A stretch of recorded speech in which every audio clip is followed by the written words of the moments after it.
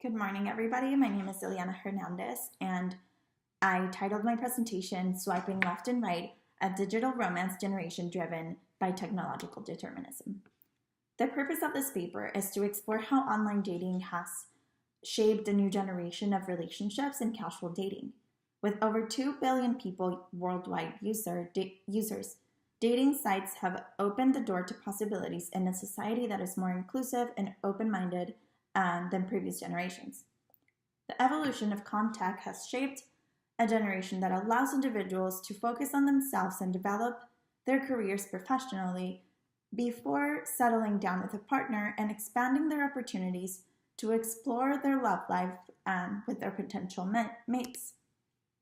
The evolution of online dating prior to modern-day matchmaking consisted of a range of marriages. With the invention of the Gutenberg printing press in 1685, personal matchmaking advertisements were presented on newspapers throughout Western Europe, making a woman more available for men across all European land. So now busy professionals wanted to meet other people whenever they got the time, and the creation of the internet in the 1980s, it pleased the niche.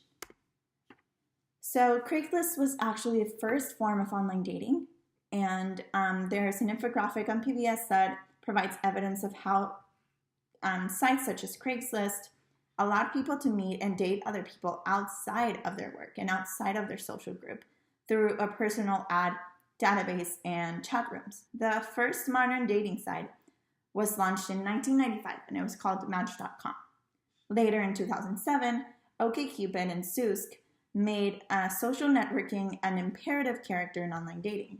So the difference between these newly developed sites and Craigslist website is that people were now connected through mutual friends. With the rise of dating apps like Tinder, phone usage boosts up to 50 million users, where the majority, 53%, are young adults aged between 18 and 24. The success in marriages is actually looking up after a few years of first introducing online dating, and it has shaped a culture and a society that's different than previous generations, and something that previous generations will not ever be able to understand or assimilate to. Technology is also revolutionizing the way people meet by expanding their horizons to dating complete strangers. In the study on social integration by online dating, we used to marry people to whom we were somehow connected to.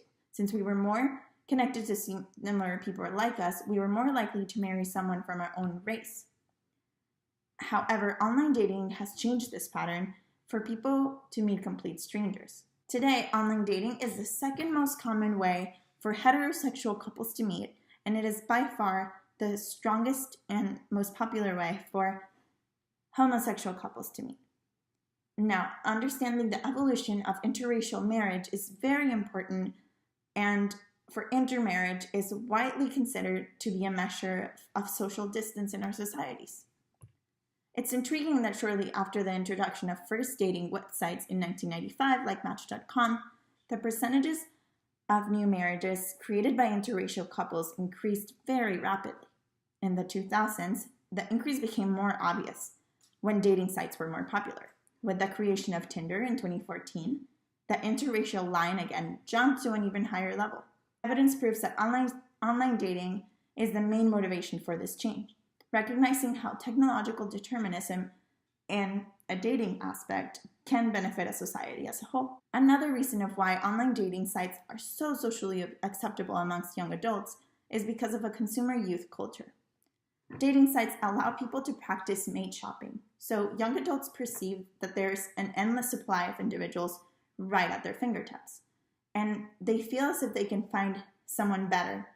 They will simply move on to the next available person who they may find more compatible, and results suggest that dating sites are particularly triggered towards a society that is very consumer-based, one that never seems to be satisfied.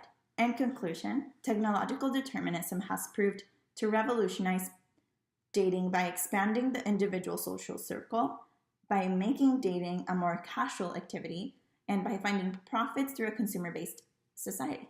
It could be interesting to see how this market-based influence is associated with building relationships, and whether this can proved to be problematic. To look at this in a positive way, though, at least research suggests that people are not getting married until they have officially established a professional career. Thank you, everybody, and be careful with your swipes.